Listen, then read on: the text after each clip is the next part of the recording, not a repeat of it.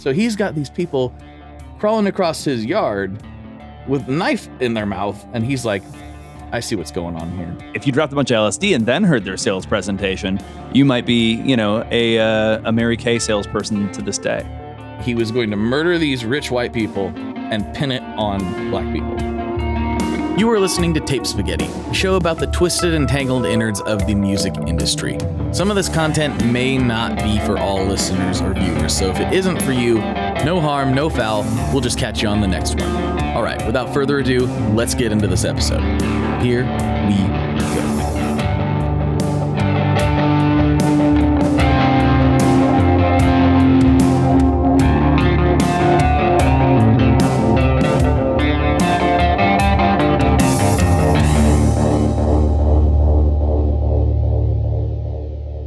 Apologies, folks. I just have one quick note. We've been working on this podcast for a little while before we actually launched it, and it originally had a different name. We realized that name was taken, so as you know, because you clicked on this, it is now called Tape Spaghetti, not Riff Session, and so that is why we refer to it as that here a couple times in these first few episodes. But after a while, it'll all smooth out. All right, folks, that's enough. Let's get into it. Hello, everybody, and welcome back to Riff Session, the show where Scott and Blake talk about tangentially music-related things sometimes, and we see where it goes. What is sometimes happening? Music, sometimes murder, sometimes, all sorts of other things. Sometimes both. Not to give away, today's topic right from the front. The two do intertwine more than we'd like to think they do, as us peace-loving hippies over here. Oh no, another foreshadowing thing, but perhaps. It's almost everyone's like, probably knows exactly where we're going now. Yeah, it's almost like they probably clicked the episode title and already knew what it was about. Maybe. Do you think? It's possible. Or maybe this just got shoved into their algorithm by those algorithm overlords, and we're surprising them. Perhaps. I hope so. Yeah. Hope everybody just gets surprised. Because nothing is as surprising as hearing about Charles Manson in your head, right? It's a pretty surprising thing. I am very excited for this one. And this one is going to be Blake's lead. So last time I led and told Blake something that I know more about than he did. And now we're going to turn the tables. We're going to mix it up a little bit. Blake's going to tell me about something that he knows more about than me. And there's at least one of those things, probably many more. I don't know if I know more than you about this. That's actually could be up for debate, but I do know more about this than I probably should. But I realized in diving into this subject that there's way too much to cover in an episode of his. I mean, we'll just get into it. We're talking about Charles Manson and his musical connections because there are many connections, because he thrust himself into the LA music scene back in the day with the intent on becoming a folk rock sensation. That was his goal. He wanted to, even the whole Manson family thing was, as far as I can tell, a tool to that end. That's what he wanted to be. He wanted to be like a Bob Dylan type of guy. Mm-hmm. And but with a lot more pretty young ladies, around in the band, presumably. We don't know that for sure. So in a different world, we could have had the Manson family band where everyone, bangs on pots and pans and plays the washboard and all that. I think that was probably actually happened. If I was being honest, I'm sure that happened at some point. The whole crew joined in. And actually this is a bit unsettling. They would sing his songs while doing some of the things that they are known to have done. Really? Yeah. So they would go on these things. So I guess we should go back a little bit. This is not going to be a full exploration of Charles Manson and his family's crimes, quote unquote, family's crimes. That could probably be a whole podcast in and of itself. That is a 20-year long project by a guy. I forget his name off the top of my head. He wrote a book called Chaos that was supposed to be just a single magazine article turned into a 4 billion page book. And it took him 20 years to write it. It just came out 2 years ago. Can't remember the author's name off the top of my head. I feel bad, but oh well, you can Google it. Chaos is the name of the book. But all that to say is there's no way I'm touching that. That is too deep. That goes into like he maybe potentially was an MK Ultra experiment of sorts. No. Like, yeah. Uh-huh. That feels too convenient. Well, it's not that convenient because he was definitely there at the time. And no, that's fair. And I always feel like, like there's crazy people all over. And as soon as like one of them does something crazy, it's like, it was probably the government experiment on him. Well, if he didn't love acid so much and he wasn't in the exact same place as they were, performing some of those at that time, I would be a little more skeptical. But he was in and out of jail a lot, and like seemingly getting released for no reason at some points, and it's a very convenient explanation, but it's also like, that's weird. There's a lot of that's weird when it comes to Charles Manson's backstory, which we're not going to get into the depths of because honestly, there's not huge novels beyond the Chaos one. There's like 4 or 5 like well-known books about this, and they all kind of contradict each other a little bit. And the man it's like I said off the air, it's almost like he was an insane person just rambling through life. Imagine that. Yeah. And it is funny too, where it's like you talked about the guy that wrote this, this endless book and spent endless years chronicling and studying what all he did. What's funny to me is that like the act of just kind of flying off the handle and doing whatever you want and going, kind of nuts, though maybe that's a too on the nose of a term. That itself seems easy. Like it seems easy to just be like, I'm going to just do whatever. But then it seems like people in trying to unpack it and trying to like work back and like create the history of it, that takes 20 years to like really dissect and try to make sense of. And I wonder, and I've not read this book, granted, but it almost seems like trying to make sense of things that don't make sense is an incredibly difficult thing to do. And maybe there's little sense making of it, I mean, you got to imagine this, Charles Manson's whole vibe was not making sense, but like people felt like he made sense. He'd be like, yeah, man, it's just about the next thing, man. You know what I mean, man? Like, yeah. And it's just like, no, I don't actually know what you mean. What do you mean the next thing? And the classic, like speaking in those oblique terms, this feels like, natural classic cult leadery behavior where people can kind of read between the lines and make sense of it no matter what, whether it makes sense or not. Well, ultimately that was kind of his power. That's how he got in with all of these people, is he sort of buffaloed them with this guru nonsense. Dennis Wilson literally referred to him as the wizard. He felt like this little 5'2" hairy man was just like this guru from a mountain somehow, when really he was just a crazy person on loads of LSD. Like, that's really what. But when you're like, the next page you turn is the page that you turned last. And the next page that you don't turn will be the one you never see. That's right. And you're like, oh man, I could spend all weekend. I could spend 20 years writing a book to try to make sense of exactly what that means. But it might not mean anything. And then you ask him what that means. Like, it means something different to everyone. Only you can say what it means to you. Yeah. And I've met people not that inspired murder necessarily that I'm aware of, but I've met people like this before. In Portland? How could that be? Yeah. How can in Portland, Oregon, of all places, of all the straight laced places. I mean, there's people with crystal shops and all kinds of stuff that like fit this MO. You walk in there like, yeah, this is the vibe, man. And like, I don't know that it is. Being real. Don't know that it is. Not my vibe. It's their vibe. Yeah. Not my vibe. But I'm not hating as long as you don't kill anybody. I'm not gonna, have a problem with it. You don't hurt anybody. You can rub your crystals all you want. That's fine with me. Yeah. Yeah. I'm cool with it.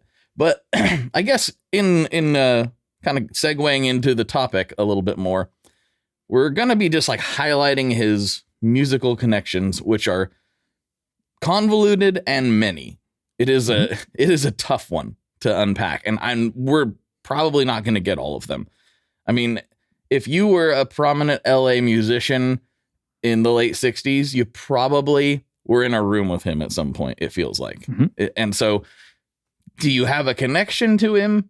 I mean, sort of, right? Like it's one of those weird things where anybody that has that many people around them and then they do something terrible, all of a sudden it's like, they're connected. They might have just been literally just like, I got a slider at his buffet that he had and I left. Yeah, it doesn't mean they were all sitting in some dark room wearing robes concocting the whole plan, right? No, I think a lot of people probably were like, this dude's weird and I need to nope out right now. I just need to leave because this dude's off. But enough people were buffaloed by him. Enough people were just truly fascinated by him. I mean, granted, they were young, mostly young, like very impressionable girls, but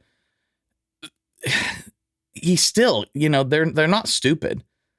Somehow he's able to have this magnetism about him. So you can't just like write these people off as idiots, because there was a lot of successful people were taken in by him too. Dennis Wilson was arguably at the height of his fame and prominence at that point, and he didn't get there by accident. He was very much like a successful person. And so it's weird. It's easy to armchair quarterback this and be like, how could anybody be fascinated by Charles Manson? Except we're still fascinated by him. We're still talking about him to this day. And we weren't even there. So how interesting must this weirdo have been in the time at which he was actually existing in this world?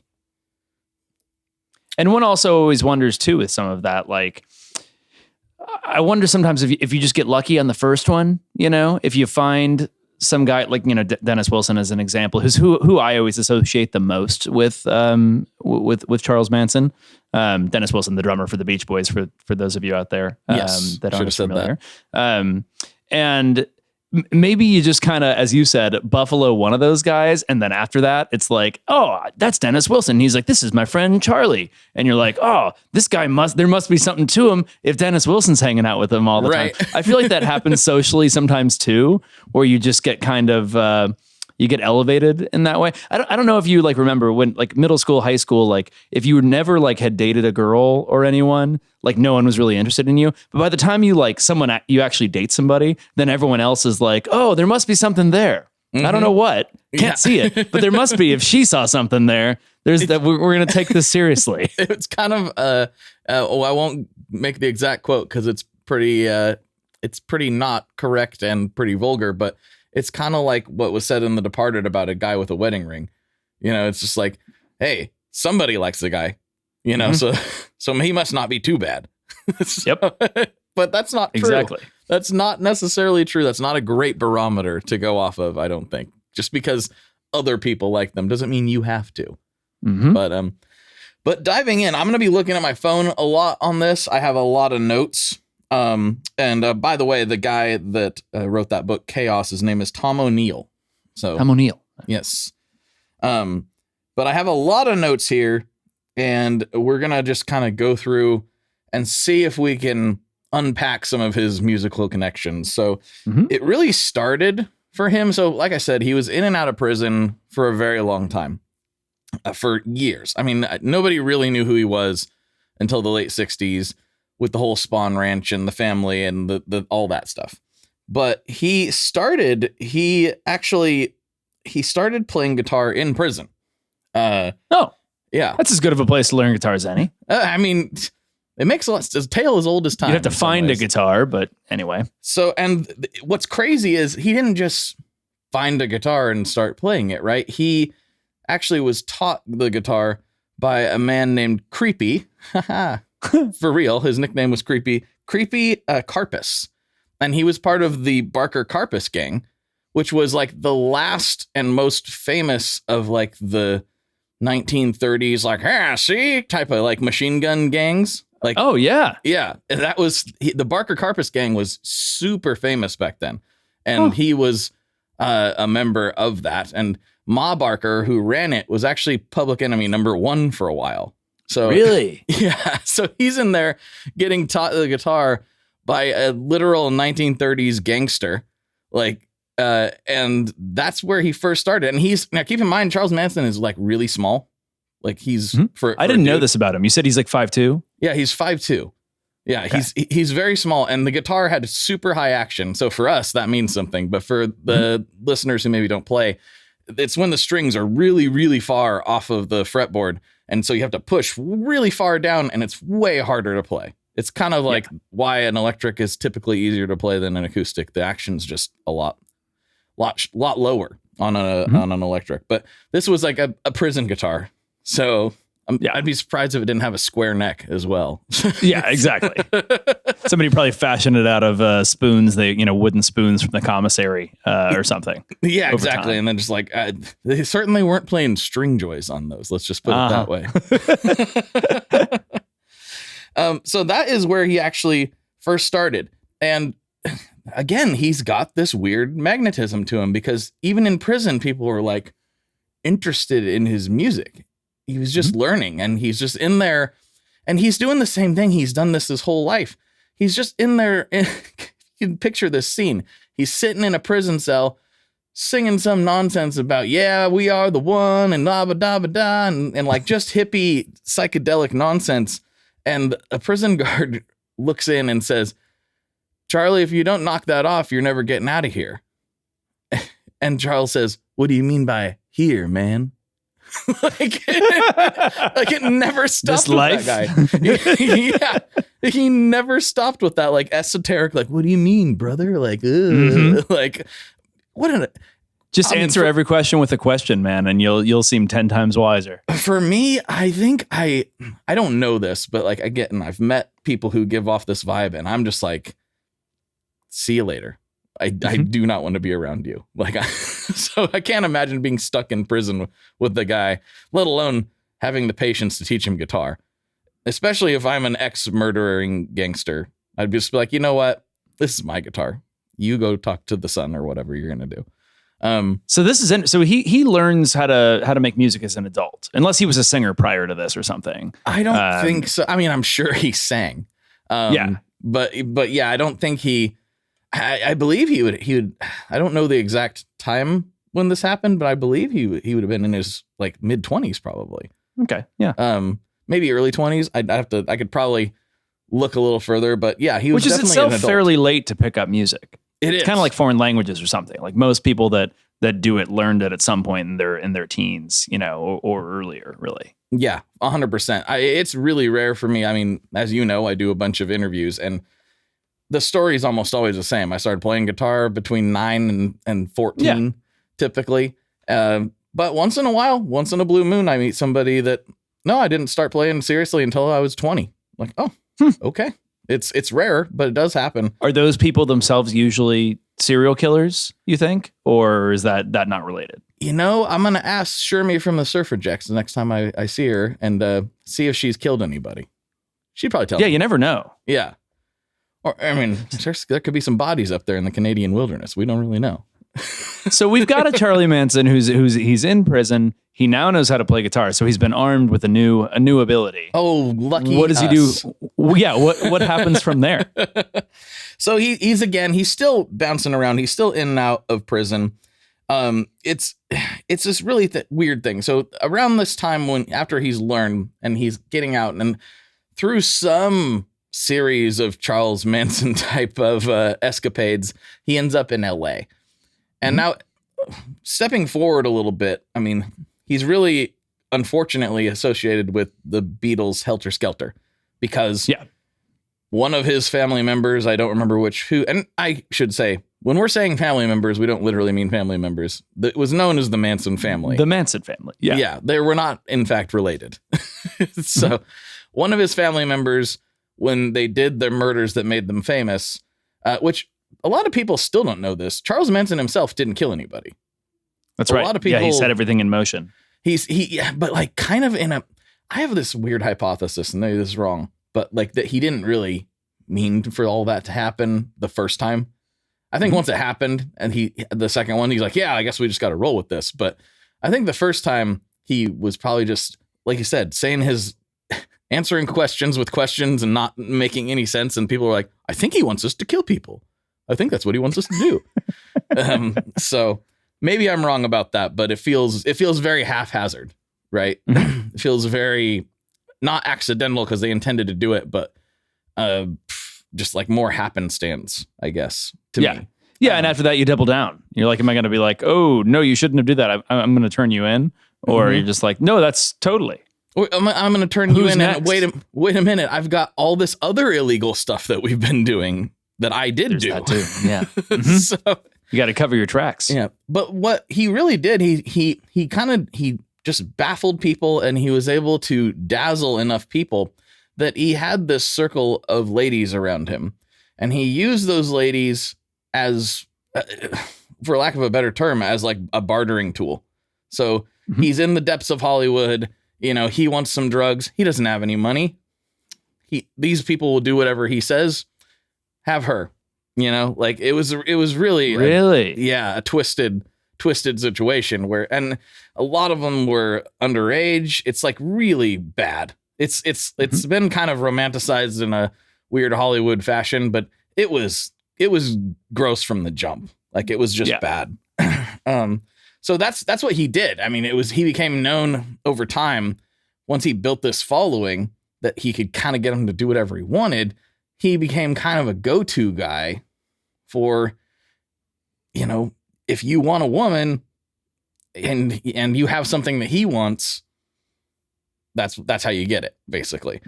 And it's creepy because there's a lot of people that he's associated with, like I said, associated in air quotes, because we don't really know to what degree, but like Neil Young, Frank Zappa, like all these people that were in his circle at the time, seemingly. And while maybe they thought he was terrible, I don't really know if they were really truly associated with him, but they definitely were in the web of people that he was around.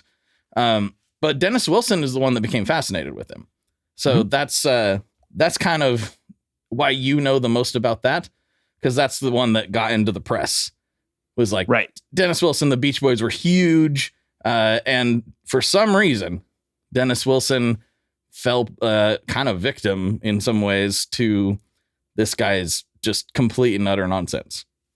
So we assume, you know, they were backstage at something or hanging out in a cool club in LA or something like that. And just all these people were around. Assumably he met a bunch of them. And then, you know, Dennis Wilson's the one that kind of was like, let's be friends. He was like, let's be friends. And he really believed in Charlie. Like not, I don't think in the way that, like he thought he was some guru genius necessarily, but he did think he was like musically impressive. But yeah, so at this point, you know, in terms of like the musical developments from Charlie in prison to Charlie meets Dennis Wilson and he's impressed. Do we know anything about his kind of evolution in that period musically? So it seems like what he mostly did, and this is going to sound kind of funny, but it really does seem like mostly what he did was be at parties. He was obviously this crazy figure who had this crazy personality, surrounded by women. And so, you know, if you're at a party and you see this dude surrounded by all of these, you know, beautiful young women, and you're like, what the heck is with it? And he looks weird. You're like, why are you talking to him? What is going on? And then he literally does the Wonderwall thing. He busts out a guitar at the party. I'm not joking. He busts the guitar out at the party and starts singing his songs and just starts playing and singing.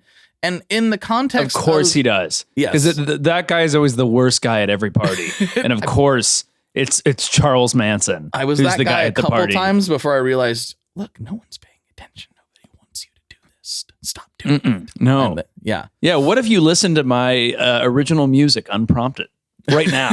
Right now. Yeah. While you're trying to have a conversation and not listen to me. You're not having a conversation anymore. Not gonna listen to me, brother. I got the answers. Oh yeah. Like, and what's like, so this music that he's playing at this point, I assume it's just like, you know, him and an acoustic guitar or something. Yep. Is it just kind of that late 60s Crosby, Stills, Nash and Young or Mamas and Papas, like kind of folky? Exactly. And the Mamas and Papas were another one he was super That's right. I forgot about that. Yeah. So yes, he's totally fitting in that vibe, that late 60s folk rock vibe. That's exactly what he was trying to do. So imagine you're just at a party, you see this crazy dude, he busts out a guitar. Most of us are going to be like, "Okay, I'm going to go over here now." Like, I don't want to be a part of that. But enough people, enough times were on enough drugs that they thought that he was really impressive. And I mean, do we think it's possible that he was? Like, I've not heard any recordings of his music. We'll get what's to the that. general sense on that? Okay. Yeah, we'll get to that. That's part of the story. So, so Dennis Wilson becomes enamored with him for some reason. We don't know. There's a lot of hypotheses it had to do with the fact that he had every one of the Manson family girls. So we don't know that, obviously, but there are people who think that's why he liked it so much. And that is definitely possible. But I don't think that's fully the answer. I think he really did fall for it in a lot of ways. I think he really did believe that he had found like the next big thing, the next like Bob Dylan type of thing. And I think that because Dennis brought him in to record.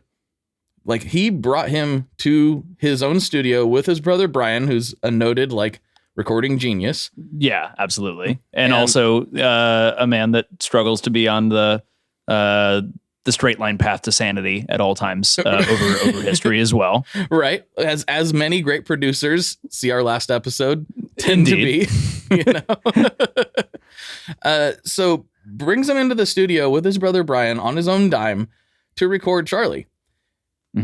While Charlie probably sounds pretty good in the context of being on copious amounts of LSD at a backyard event in Topanga Canyon, when faced with a condenser microphone and the raw realities that really brings out, Charlie is not very good.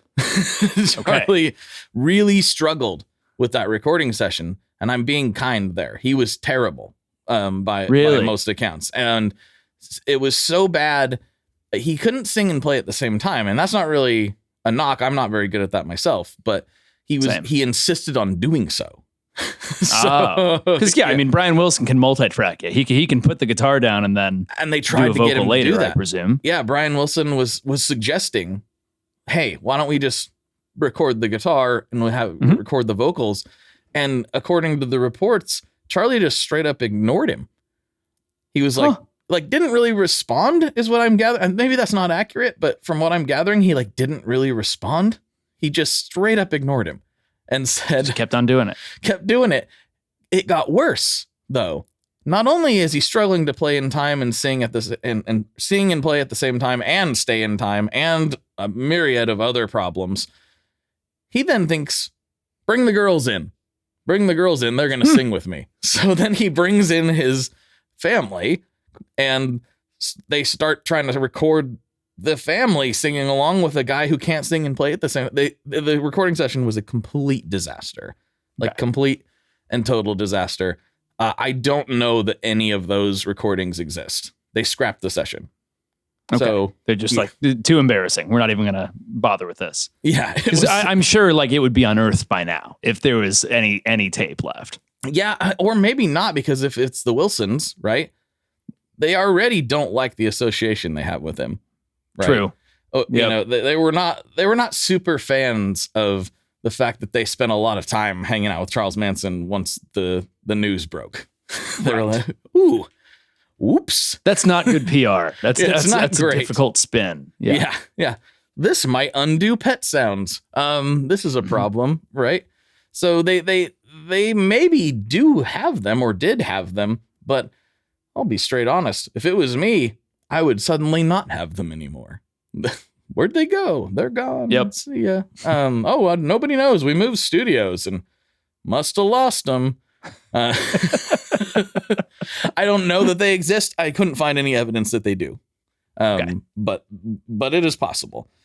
So moving on from there, he brings in his friend Terry Melcher, who's a very famous producer. I know that name. Well. Yeah. I had some notes here that I accidentally deleted, but we can pull up some of his credits really quickly for everybody here. Terry Melcher was a famous record producer. He did The Byrds and Paul Revere and the Raiders and like that. Yep. He famously did like Turn, Turn, Turn. It's probably the thing that everybody's heard that he produced. So he brings in Terry Melcher, who just looks amazing in 1969, I must say. Okay. The mustache is strong with this man. He looks great. That is a man that was well armed for the 70s that came ahead. He's perfectly primed for the 70s. In fact, I don't think anyone's ever been more prepared for the 1970s. than Terry Melcher was in 1969. Yes, I was hoping it would go this way. He's like, they finally caught up. I'm a genius. So he does record with him, and he gets really involved. Well, kind of because Dennis insists, right? He's like, no, this guy is really good. This guy's really awesome. And so Terry gets... So even after the disastrous recording session, Dennis is still like, no, we just didn't capture him in the right way. Yeah, and I think the right way is only on LSD at a Topanga Valley barbecue. I think that's the only way you're going to catch him in the right way. And even then, I think if you had a microphone on him at that point, it'd probably sound the same as it did in that studio. Realistically, it's just what you're missing out is different. The vibe. It's the control and all the women and sitting out by a pool with people bopping a beach ball around. Yeah, exactly. Yeah, that's going to be a completely different thing than having a condenser microphone in your face. Which for the listeners who aren't recording people or music people, condensers catch everything. Everything. So yeah. So moving on from there a little bit, he gets they do record him, and that session doesn't go good either. It's kind of the same thing, except seemingly even more chaotic, which is hard to imagine. Did they take the same approach, or did he differ it up at all? Yeah, they tried to talk him into multi-track recording and all this stuff, and it just never really happened.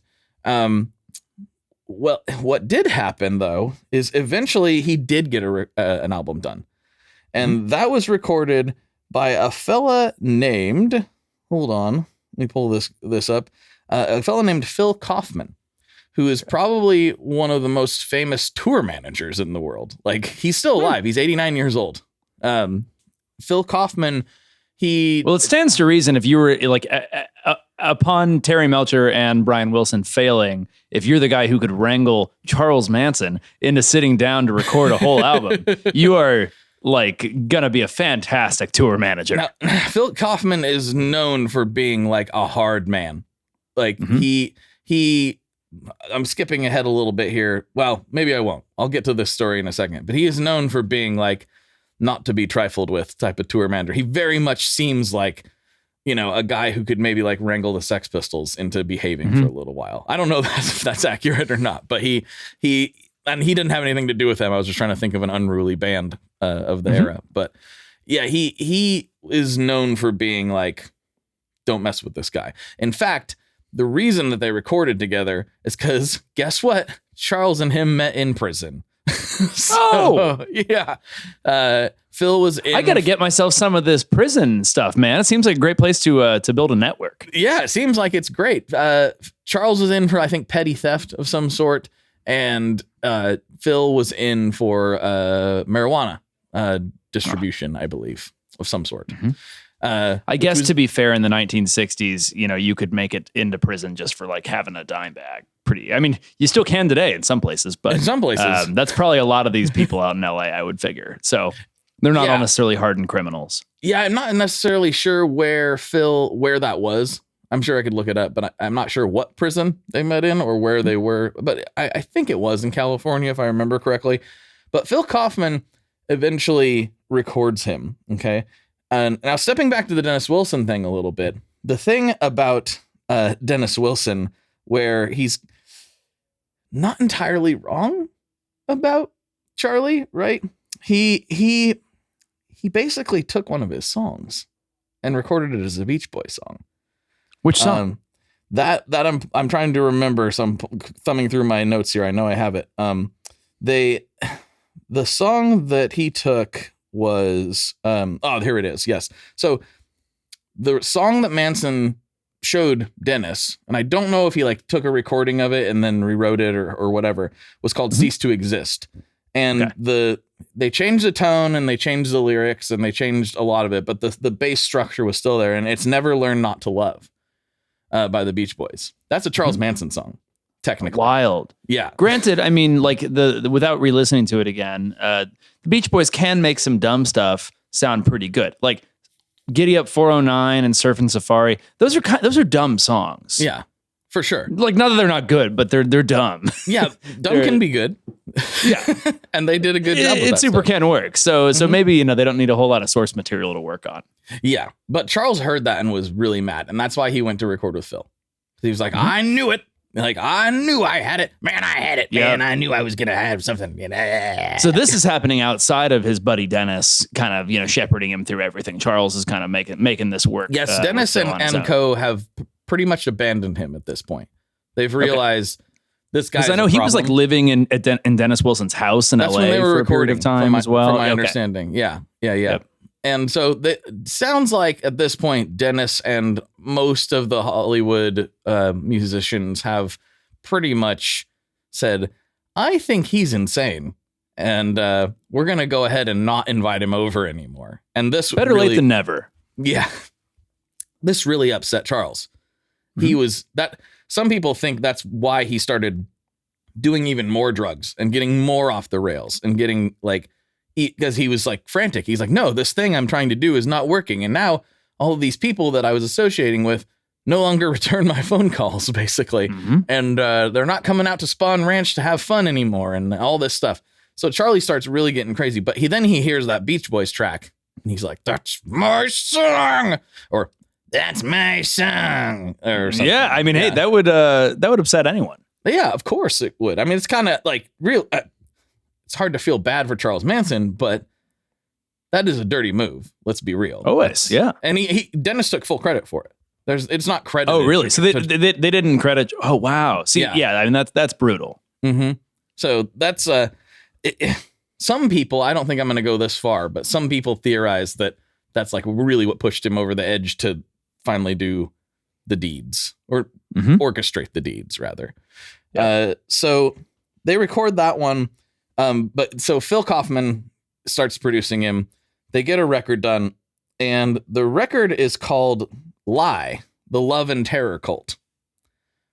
Oh, I don't know if it was called that. Like, there's no way it was called that back in the day. I don't think it was called that in '68 when they recorded it. Now that's the crazy thing. This isn't like an OJ, like If I Did It, sort of thing, where like the album title was right there the whole time. I think that is why they capitalized on it, though, because what happened is he recorded it not too long after that.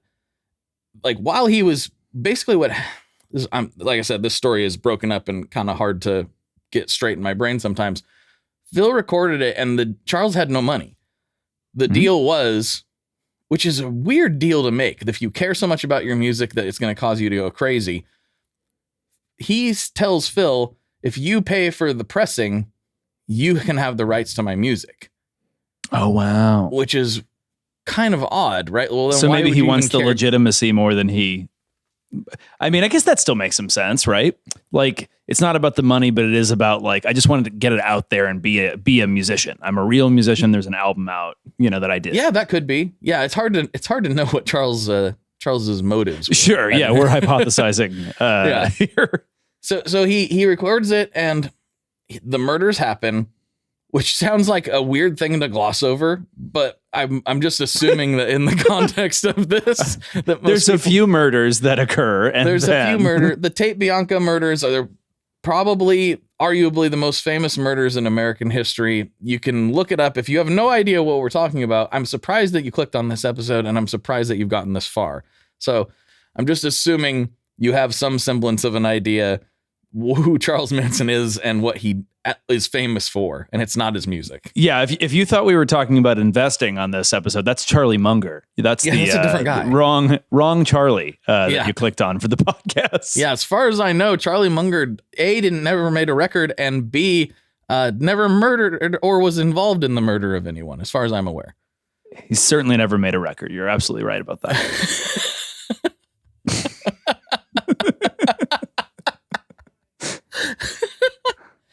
That's all I can say with absolute certainty. Yeah, that's fair. That's fair. So he makes the record. He gets in prison. He gets in prison. He is arrested and thrown in prison for being a part of these murders. Well, Phil still has all these records. Okay. So did they come out like at this point, or is it just like he has them like based in his house? Okay. Just stacks and stacks of Charles Manson records. I don't know. Oh, how I many. see. Yeah, he made them, but there's tons of them. There's tons of them. And so he's trying to sell them and nobody wants them. Nobody, Sure. no record store wants them. They're like, This is actually like a thing that occurs, especially in the old physical music days. Like with any other business, you have to guess like, hey, we've got this album and we're going to make however many copies that we think there is so that there's enough that you can make. When I used to work in the music industry, this would happen. You'd have to kind of guess how many to come up with. And, you'd typically want to make sure they're in every store. So you'd do a whole bunch of that. And then they had to go somewhere at the end of the day. Mm-hmm. I remember one particular, the label that I worked at, it was like a Rich Robinson Black Crowes record that like, I haven't listened to it. It might be fantastic, but it didn't sell very well, or it sold okay and they made way too many of them. And I remember one of our guys sitting out back by the dumpster with a bandsaw, just sawing through these Rich Robinson records to try to destroy them and loading them into the dumpster, because you can't just like sell them off secondhand because some of the stores bought them and they own them and they would like to sell those. You don't want to flood the market. So anyway, this happens. There's probably a lot of music that has been sawed through on a bandsaw or something or other. And in this case, he actually has them all still around. And I'll turn it back over to you for the story. That's fascinating. I knew obviously that you worked at the record label. I did not know the Rich Robinson sawing story. That's unfortunate. I'm sorry. Yeah, I don't want to sound like it's like that makes it sound like it's the worst record ever. It could have been great. It's just not everything connects or sells at the time. Oh, for crying out loud. Or you think it's going to be huge and it's only medium. Most of my favorite records did not sell that well, realistically. Yeah. So that's not a knock on anything. But Charles Manson's record wasn't selling specifically, not just because like the music was kind of, honestly, some of the songs are not bad. Like they're not great, but they're not bad. I've heard way worse on modern country radio for sure. Like definitely, but they're really not terrible. But there was nothing in there when you listened to it that you were like, oh man, this is a bop. This nothing like that. I'd give it a C+, B-. Okay. I mean, that's not bad. It's not bad. Maybe C. I think I'm being generous. Yeah, I was going to say B- feels B- is pretty good. Actually, high. no, I'm going to go with a solid C. Okay. Yeah. Well, it gets a passing grade. I mean, I don't like turn it on and listen to it for fun. I've done it for research and curiosity a few times, but it's not like, ooh, I remember you were working Charlie's on record. We're going to have a great day. Yeah. You were working on that dubstep remix project that you were going to do of the Charles Manson record, if I remember right. Don't tell everybody. It's not. That's coming out next year. Yeah, It's coming out, dropping next year. Yeah. DJ Bled coming out with the Charles Manson remix. But so he's sitting there, these piles of records. It's the middle of the night. Charles is mad. Charles at this point thinks that he's from prison. Yes. Not selling them on purpose. He wants the records back. And Phil's like, no, I paid for these. They're mine. Like we agreed that they were going to be mine if I paid for them. And I'm going to sell them if and when they finally sell. But he's, again, this is different than even when you worked in the industry. He's physically driving to record stores being like, do you want this record? Do you want this record? And they're like, no, I do not want that record. And they say, I can't sell it. He's a murderer, which is ironic because we know that it would only sell because he's a murderer.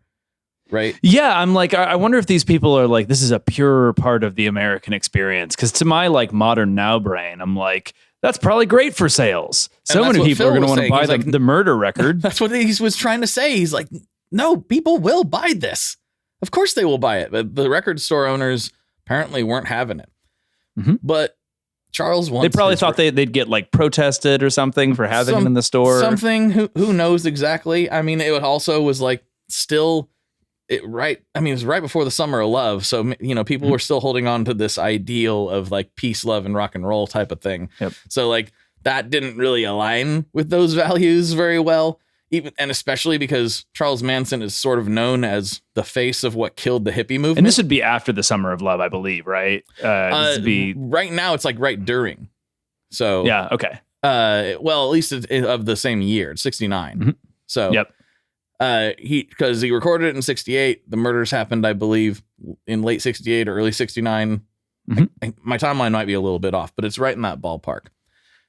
So, and then Manson and Altamont, put an end to the whole fever dream that was going on. Exactly. Yes. And maybe everything's good and it's all just love. Well, before the hangover, the drugs kind of wears in. Yes, exactly. So I could see the record store owners in the thick of that being like, that's not a good look for us hippies. That's not a thing that we really want. And even then, one wonders if the record store owners, I doubt they were hippies themselves. Maybe some of them were, but a lot of them are probably like stodgy old dudes. As such. So they were okay. Yeah. And Phil was a little anti-hippie. So maybe anybody that had hair longer than a half inch was a hippie to him. I don't really know.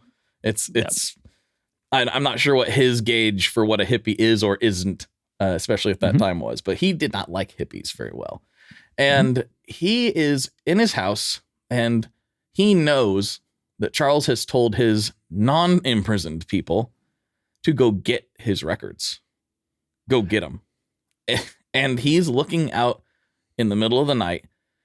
He's looking out and he sees 4 people crawling on their bellies across his yard with knives in their teeth coming towards his house. Oh, yes. Man. Yeah. What a visual. And keep in mind, this is something they learned from Charles. This is like one thing that they were very good at. It was something called like creepy crawling. And he would go because before they were doing murders and stuff, they were breaking into houses and stealing stuff. And so that's part of how they made ends meet. They would steal stuff and sell it trade it for drugs and whatever. And so they did this all the time. So he's got these people crawling across his yard with a knife in their mouth. And he's like, I see what's going on here. But Phil is not a lot of ways to interpret that one. Yeah. Phil's not to be trifled with. Let's just put it that way. So Phil knew this was going to happen and was holding a 357. Okay. He was ready. He was like, all right, let's dance, hippies. And so they get up to the door and they don't know that he sees them. And he just boots his screen door open and comes out with the 357 and is like, what's going on? What are you doing here? I'm sure using different words than that. Sure. And they're just like, Charlie sent us to get his records, and he's going, okay, I got a 6-shot revolver here. There's 4 people. A 357 round is definitely enough. You got to be pretty accurate. Yeah, but there's still 4 of them. So he's kind of thinking, I'm gonna have to de-escalate this situation by escalating it. And so the first person's a dude and the 3 behind are women. And so the first person, he puts that barrel right up to his forehead, right there, dunk, and puts it on his forehead. So now you've got the cold steel, talking to you as well. And they decide to vacate the premises. So he played that well. Yeah. He puts it on there and he just tells him, he said, you're not getting the records. Charlie's never getting these records. I paid for these records and you're going to leave now and go ahead and crawl while you're at it. And makes them crawl back the way you came in. Exactly. Yeah. Makes them crawl back across his yard. And as far as I know, that was the end of that scenario. But that is why we have Charles Manson's record that we can pull up on Spotify if you want and listen to it to this day. Because Phil, obviously, he's like, I'm going to make my money somehow. So, yeah. Do you know, did he sell it to a label at some point, or is it still like his family that owns the I'm not rights sure. for it, or? I'm not sure. It actually probably would tell me. It usually says, let's do a little quick research here. Charles Manson, artist Charles Manson. That seems weird to see on a Apple, like on Apple playlist situation. Yep. Let's see here. It usually says, look at your game, girl. Home is where you're happy. Cease to exist. Cease to exist. The ones that Dennis. That's the one. Yeah. So he did. We've got Charlie's version. Yeah, exactly. So let's see if that'll tell me, because sometimes in the notes it'll say view credits. Here we go. Charles Manson, Phil Kaufman. Usually in Apple Music it'll tell you maybe it is just Phil. Usually it says the record label on there somewhere, but yep. Yeah, maybe they formed something to put it out. That is weird. Crazy to see, though. Look at that. Oh, can you see? Well, I can't see it with the screen because Okay. of the pixels, but still, that's wild. So, I mean, I've never listened to this record, and it'd feel a little eerie listening to it, because the voice that's singing back at you, and everything that happened thereafter. It's very, very strange, and I think that pretty much sums up the bulk of his musical things. But I do want to kind of start to wrap this up with a Charles Manson quote, if you don't mind. Well, I've got one question, but you hit me with a quote, and then I've got another one after. I think this is a good one to wrap it up. So ask the question first. Yeah. So you were talking about Helter Skelter. So just to come back to it. So that was written by, you said one of the Manson family members, right? Like, Yes. not Charlie. It was written in blood on the wall, I believe. Yeah. Oh, okay. So like when the Beatles just setting those lyrics to music after that, or did No, the Beatles did that before. Oh, okay. Yeah. So how did we need to that get into that? connected? We need to get into that a little bit. I kind of falsely assumed that people maybe were more familiar with that. So, excuse me. No. Sorry, you don't know as much about murder as I do. So I'm not saying that's I'm saying that's probably a good thing for you. No. So the reason now this has been sort of combated in various books, right? So some people disagree with this. But the book Helter Skelter posits a theory that Charles Manson's whole idea was to start a race war. He thought that he could pin these murder. This is just what the book says. So I don't know. And this has been a popular consensus for a long time. He was going to start a race war between black people and white people. And he was going to murder these rich white people and pin it on black people. That was the idea. And the war that was going to happen was going to be known as Helter Skelter, because him and his crew were obsessed with the Beatles' White Album. The song came first. So, okay. Yeah. I was thinking that was one that was somebody in the Manson family wrote. So the connection is just that they really liked. They really Helter loved the Skelter. White Album. They were really obsessed. They were convinced that there was hidden messages from the Beatles in the record telling them to do this. That's the So theory. in the way that like the Beach Boys were very much like actually involved in this, their sort of rival band across the pond just inspired them. There was no connection otherwise. Yeah, exactly. Yeah, sorry about that. I should have been more clear on that for sure. But yeah, it's really crazy to just picture the whole Manson family. I mean, they loved this man.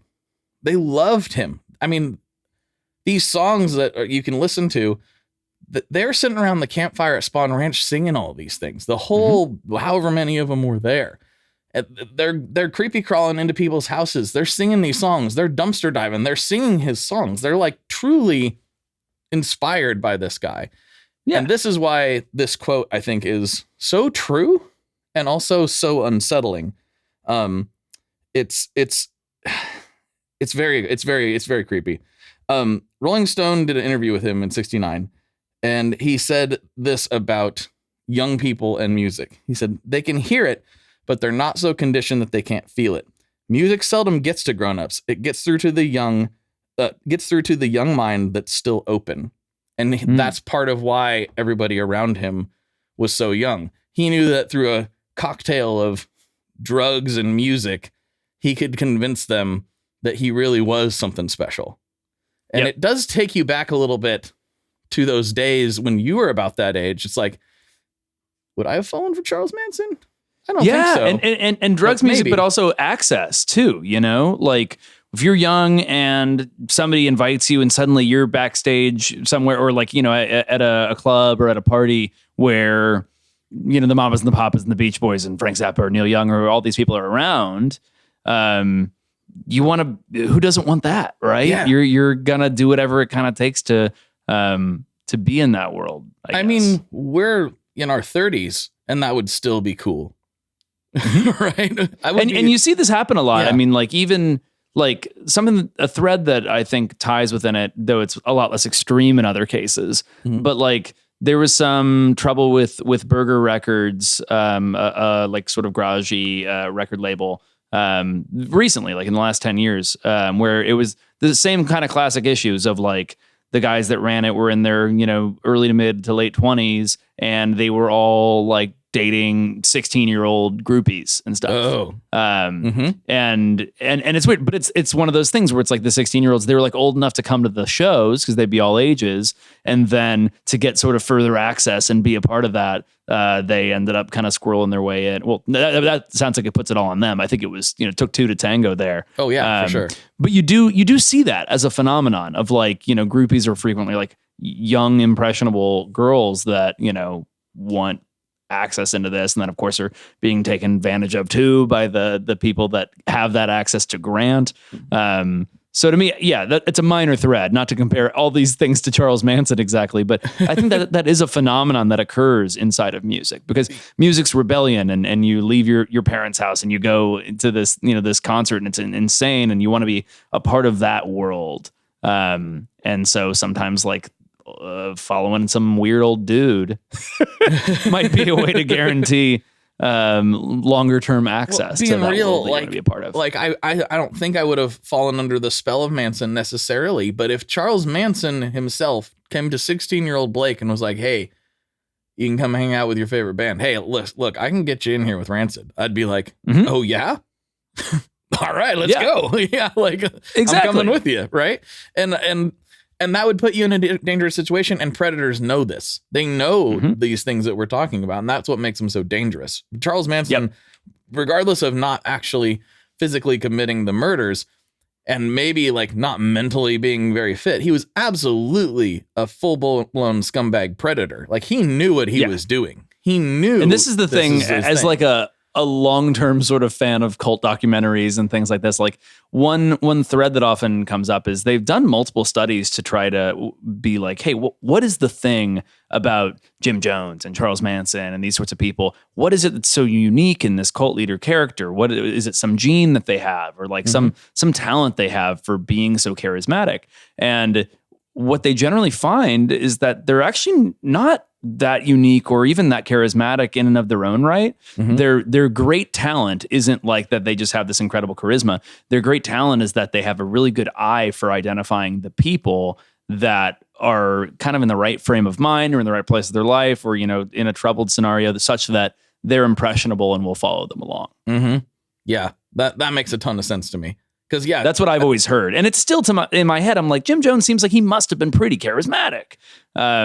And so, obviously it's a broad brush, but that's what I've heard multiple times. It's really just, they're really good at identifying the right people that could fall into their traps and focusing their energy on those people. Well, I mean, I think you're right, because I've told you the story before, and I'm not going to like totally rehash it, but about like, I didn't even know what it was at the time. Turns out it was an Amway thing, but like, or an Amway subsidy. But I got invited to this. I couldn't figure out what it was. I got invited to this event, and I went there, and everything about it was screaming, "This is a cult," because they were just talking about how this man is so wonderful and he's changed my life. Every person that got up and spoke was just talking about how this random dude was so amazing and completely changed their entire life, and how he's just the most amazing person ever. And he gets up and talks, and I'm like, seems like a dude. Like, seems like a regular dude that's decent at public speaking. I don't see it. I really, really don't see it. And he kind of singled me out after the thing, and I was like, I got to get out of here. Like, I got to go. This is not good. And he kind of singled me out and was like, "So what'd you think?" I was like, "I still don't know what you guys do." He's like, "Well, come to the next one." And I was just like, I'm not coming to the next one. Like, that's the classic thing. It's always like withhold information so that you just have to just take one more step to learn like a little bit more, and then another step to kind of use your curiosity against you. And yeah, those people usually like, it's frequently like Kohl's or Starbucks or something. They'll just like strike up a conversation with you. And then, it seems like you really hit it off. And they're like, "What if we get coffee?" And then they have a second thing. And they're like, "Oh, I think you'd love this guy or this thing that I do. That's exactly what it was. A meeting." 100%. Yeah. Which is why I never talk to anyone. I don't, stranger danger as far as I'm concerned. The thing is I talk to everybody. And so I'm like open for this kind of thing, except my radar is usually pretty good. But my curiosity did get the better of me in that situation. I was like, well, I guess I'll go to this thing and find out what this is all about. But by the time it was over and I still didn't know anything it was about, and I was like, this is a cult, I was like, I gotta go. Mhm. Like, I gotta get out of here. No, I will not be returning to your second one. Yep. And But that, to be fair, they didn't like make you drop a bunch of LSD. If you dropped a bunch of LSD and then heard their sales presentation, you might be, a Mary Kay salesperson to this day. I might be. That's a good point. My brain was in a pretty good spot at the time. So if I didn't have my wits about me, I could have fallen under the spell. Well, let me put it this way: if same thing happened, but instead of just going straight to some hotel ballroom or something, they took you to the Troubadour and you're hanging there with Frank Zappa and Neil Young and you're doing a whole bunch of LSD and now you're making it sound awesome. Yeah, exactly. Now that sounds pretty awesome. Now you're like, okay, this is fun. Yeah, now we're talking. That sounds like a good time. Hold on, I'm rethinking my position on this. Well, I just got to live at an old movie ranch? That doesn't sound so bad. Yeah, that sounds great. There's probably an interview out there, but like from the whole kind of story you said, the one person that I really want to know their perspective on it is Frank Zappa. Yeah. Because Frank Zappa is like famously sober, like was not, he never did the drugs from what I've understood. People always thought he did because his music's crazy, but he's just kind of got that Salvador Dali thing where he's just got that in his head already. Yep. He always seems like such a cogent guy. Like when he was like, testifying for the PMRC. That happened, right? It was Frank Zappa, Dee Snider, and John Denver that testified at the PMRC hearings. I don't remember what Frank Zappa was. Part? I can't remember. I know Dee Snider did. I can't remember what Zappa was testifying in front of Congress for, but he did. There's something where he's testifying in front of Congress. Yeah. Yes. And he's a ton of interviews. He seems like a really smart dude. He seems super smart. So it would like really change my impression if like he were kind of taken with Charles Manson. I feel like Frank Zappa is a guy who could call bullshit. And I don't know that like, and he might have just been, getting a cocktail there next to the guy. Yeah, exactly. Yeah. He's just there at a barbecue. Like I said, I don't know how tight the connections are, but there is like a loose something. I don't know what that is exactly. But I said all that in the beginning to try to kind of explain, like, we always think this about cult people. We always think like, how? And it's actually not that crazy to see how, if you really think about it, in the context of like, this is going to get a normal person, quote unquote, closer to their favorite artist somehow. That's the first step. And it's not that crazy of a leap. I think most teenagers would be susceptible to that to a degree. Absolutely. And I also think when we talk about like cult leadery, charismatic characters, we imagine that all of them drew up this plan, in a storage unit with yarn and and papers on a corkboard. When in reality, it seems that that's not usually the case. I think what a lot of times happens here is that certain people end up at the right place at the right time. They find that they suddenly now have some power that they, through kind of good fortune, and that power affects people differently. But in general, it's not usually a positive effect.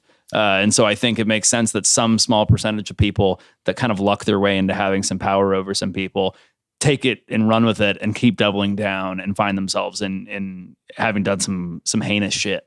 Yeah. Well, and it makes you wonder too, like how much of it they really latched onto him. I mean, they're singing all their songs all the time. They're telling, oh, let me ask Charlie, like, it's like very Flower Childy stuff.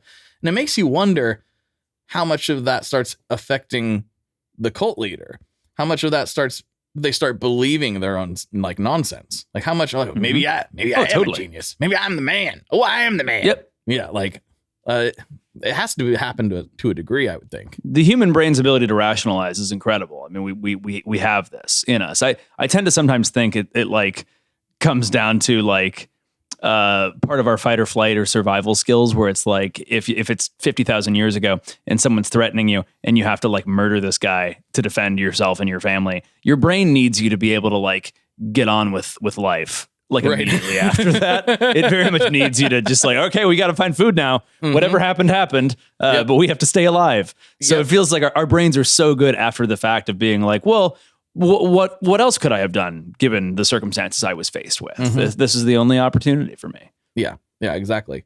And yeah, it's just insane how somebody like him can weasel his way into these scenarios. And obviously this is a very extreme example, but there are a lot of times where you're like, that guy or that gal, like, what are they doing here? Like, not because they don't deserve it or whatever, but sometimes you're just like, that's a crazy person. What is this crazy person doing in this room with the rest of us type of thing? Yep. Not to try to exclude people, or I'm not even talking about like, I'm not like trying to judge people with mental health issues. You just run into situations where there's a Charles Manson light in your circle sometimes. Maybe that's just in Portland. And you're like, what are you doing here? Why, how, it's crazy how it happens. But I mean, they're just trying to do their thing too. So as long as they're not actually Charles Manson, whatever, I guess. That's a good litmus test. Yeah. Are you Charles Manson or not? Well, and if not, then we're cool. Yeah. If so, no. No. I have three takeaways that I have learned from this fabulous story you've told me here, and this is, I think, how I'll exit at least every episode where you tell me something. Okay. And those three takeaways are: friends don't steal songs from friends. Yes. Got to give people credit. Yep. 2, gotta be careful who you take LSD with. Mm-hmm. Don't just do it with any. Yeah, and how much you take also. And then, of course, always, number 3, never trust the guy playing Wonderwall on an acoustic guitar at a party. Never. Especially if he sounds like this. That's like an extra layer of things to absorb from this. So I think with that, I will take us out. This has been Scott and Blake explore the music of Charlie Manson. I learned something today. I hope that you guys out there did too. Right on. Thanks, folks. We will talk to you next time. Please remember, like, comment, subscribe, all that music-y good stuff that you do on the internet. Please do that for us. It would mean a lot to us. And whatever platform you're listening to this or watching this on, do the things that help shows out. This is a new show, and we want it to do well, and we want to keep doing it. So if you like this, please let us know in the comments. Give us a review, all that stuff. Send us all the stars. All right. Later, folks. Bye.